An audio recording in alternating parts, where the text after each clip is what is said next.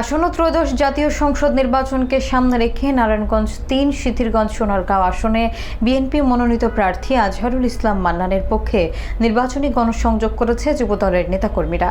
রবিবার বিকেলে নারায়ণগঞ্জ সিটি কর্পোরেশনের সিদ্ধিরগঞ্জের ১ নম্বর ওয়ার্ড এলাকায় এই গণসংযোগ অনুষ্ঠিত হয়। গণসংযোগে বিএনপি এবং অঙ্গ সংগঠনের বিভিন্ন পর্যায়ের নেতাকর্মীরা অংশ নেন। বিস্তারিত দেখুন SH মুন্না খানের প্রতিবেদনে।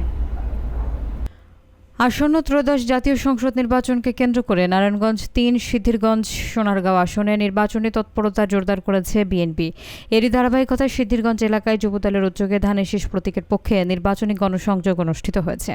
আয়োজকদের পক্ষ থেকে জানানো হয়, রবিবার বিকেলে নারায়ণগঞ্জ সিটি কর্পোরেশন সিদ্ধিরগঞ্জের ১ নম্বর ওয়ার্ডে এই কর্মসূচি শুরু হয়। গণসংযোগটি হিরাঝিল মক্কিনগর এলাকা থেকে শুরু হয়ে হিরাঝিল এবং সিআই খোলা হয়ে সিদ্ধিরগঞ্জ পুল এলাকায় গিয়ে শেষ হয়। গণসংযোগে নেতৃত্ব দেন যুবদল নেতা মাসুদ রানা এবং জামাল আকন। কর্মসূচিতে বিপুল সংখ্যক যুবদল সহ বিএনপি নেতাকর্মী অংশ নেন।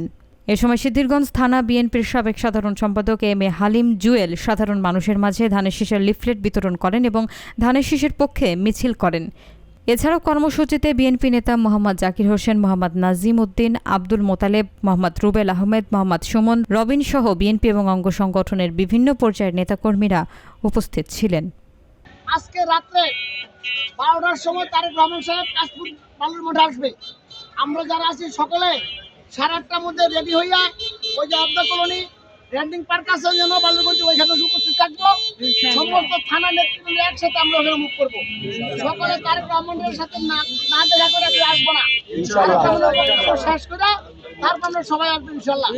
আজকের মতো সবাই আজকের মিছিলাকে সমাপ্তি ঘোষণা করলাম এবং 8:30টার মধ্যে সবাইকে ওই আবদা কলোনির মাঠে আসার আহ্বান জানিয়ে ধন্যবাদ জানিয়ে আমার বক্তব্য শেষ করছি। আল্লাহ হাফেজ। বাংলাদেশ জিন্দাবাদ। বাংলাদেশ জাতীয়তাবাদী দল জিন্দাবাদ।